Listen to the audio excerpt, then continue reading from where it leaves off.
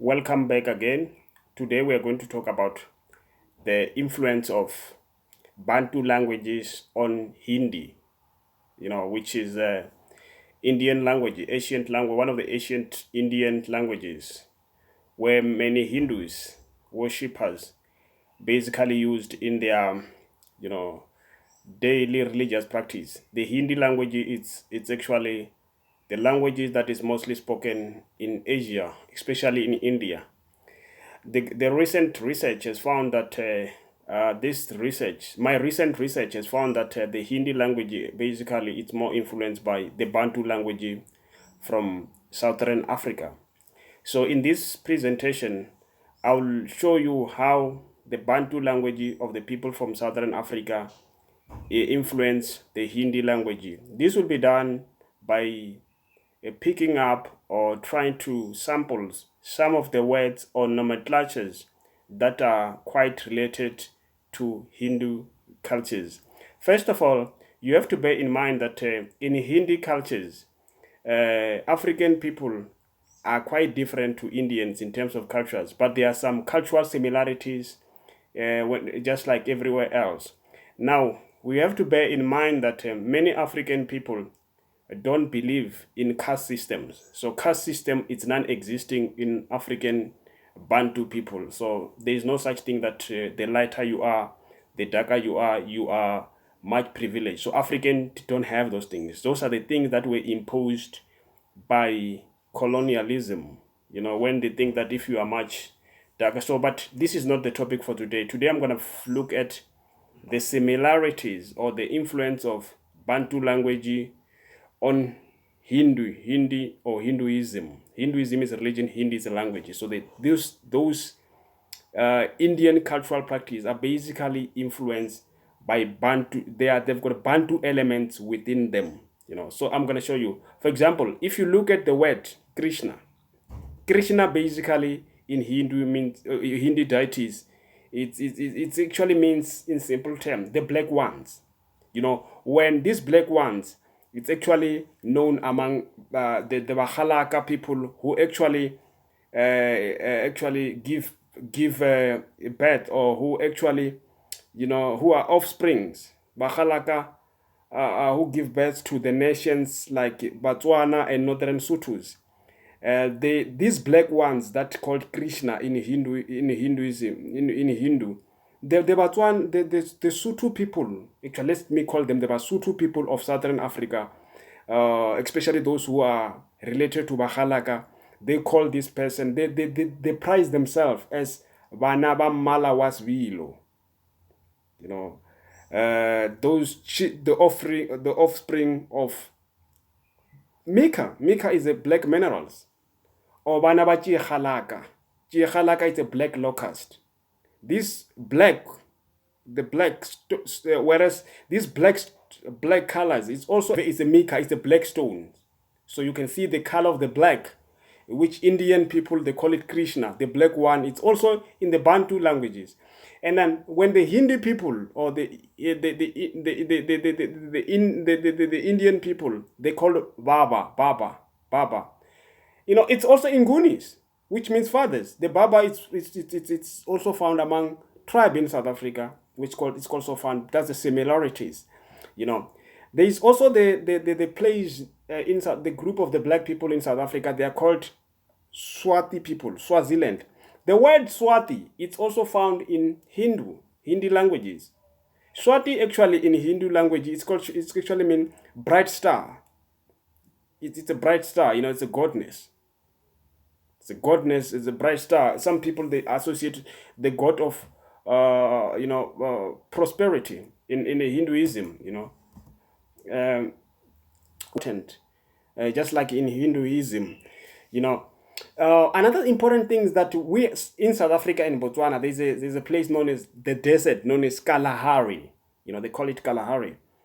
The word color, people don't understand these things. The word color, it's a Kalahari is in Setswana, but the word Kalahari is not basically is not a Bantu language. It's ancient Bahalaka terms, which is actually found used in Hinduism. In Hinduism, when they say Kala actually in Hinduism it's actually it's a time in Hinduism. It means a time. Whereas Hari, it's a god.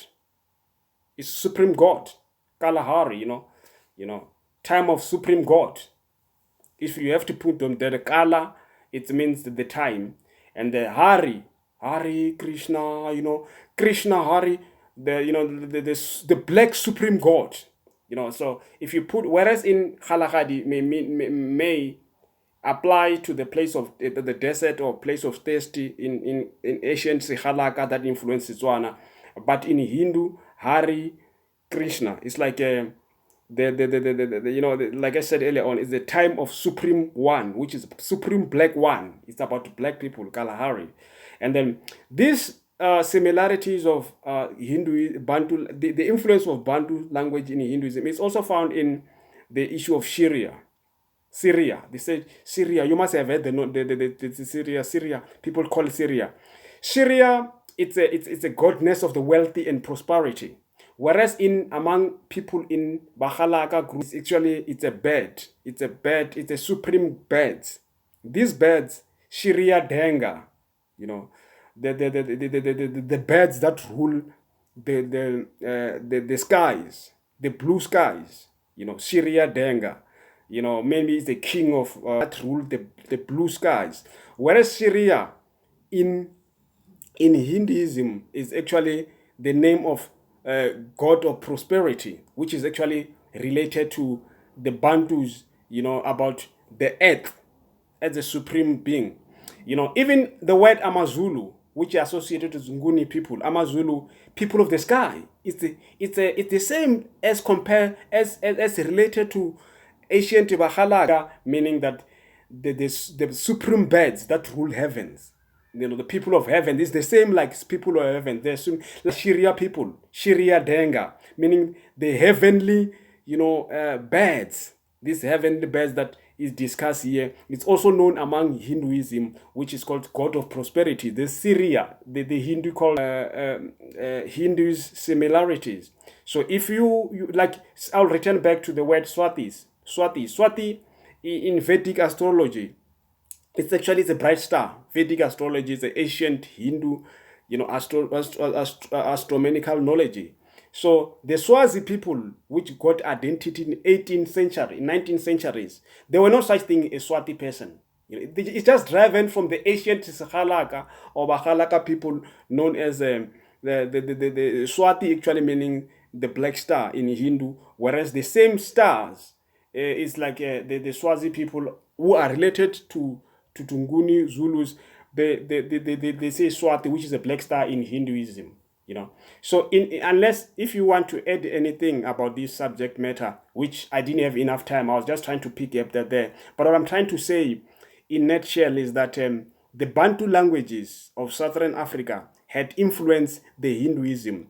This is not a simple of the fact that African people have been trading with Indians. No, African people have been ruling the world. The word Christo come from the Hindu Krishna. The word Christo, Jesus Christ, Christos, is an African term. It's from Krishna, the black one. So you find we need to understand this mysterious knowledge about language, the Bantu language influence on the world. Because most people, they think that if somebody says, I'm born again with the Christo or with the blood of Jesus Christo, it just, no, you are born again with the Christ, who is a black one. The black Mika. Those are the heavenly people, which Wakalaka people, they call them Shiria Denga, the heavenly birds. Even our neighboring countries, Bangunis, actually, as a sky people. It's also found among Zimbabwean people. Mashona people, this is called Mwariwa Denga, which means that the heavenly God. These things are interrelated. So the point I'm trying to make here briefly is that the Bantu languages had influenced almost many languages around the world. This brings us to the point that most black Bantus that you find in Asian countries, they were not slaves, those people. Probably they were greatest teachers or greatest knowledge transfer, who left Africa for many years to go and teach those, to enlighten those countries.